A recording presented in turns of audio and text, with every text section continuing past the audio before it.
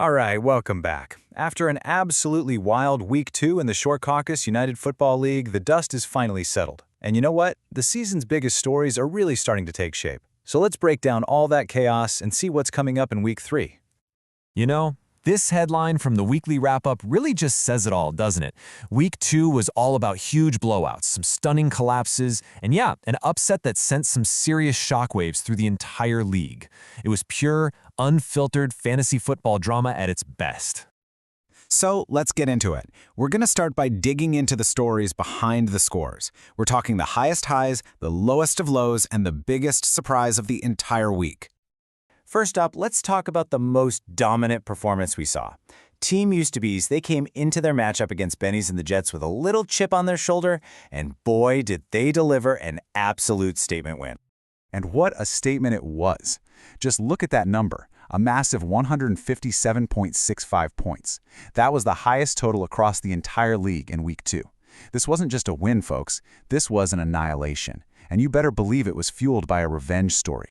So with that huge win, they stay undefeated, a perfect 2-0, and they were powered by just incredible performances from rookie Malik Neighbors and their running back James Cook. I mean, this team already looks like they are on a mission.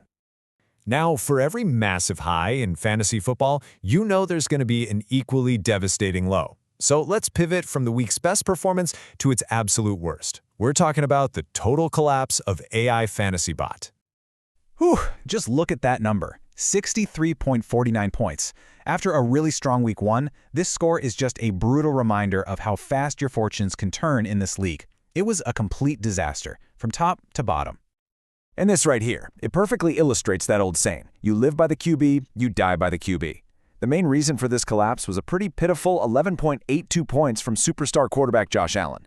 Jenks Vodka and OJ didn't even have to have a huge week. They just had to show up, watch the meltdown, and cruise to a 1-1 record.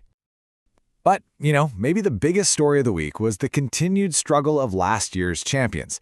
Lick These Salty Balls went into their game desperate for a win and walked away with a stunning loss, dropping them into a very, very deep 0-2 hole. Now here's what's really interesting. It's not like the champs had a terrible week. They put up over 135 points. But the Wildwood Warthogs were just better, and they were powered by a monster game from Amon-Ra St. Brown.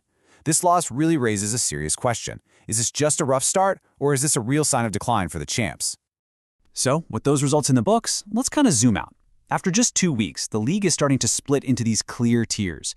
You've got a small group of dominant teams at the top, a few desperate ones at the bottom, and this massive logjam right in the middle. And the divide is pretty stark. On one side, you have the two undefeated powerhouses, Neptune Crack Killers and Team Used to Be's.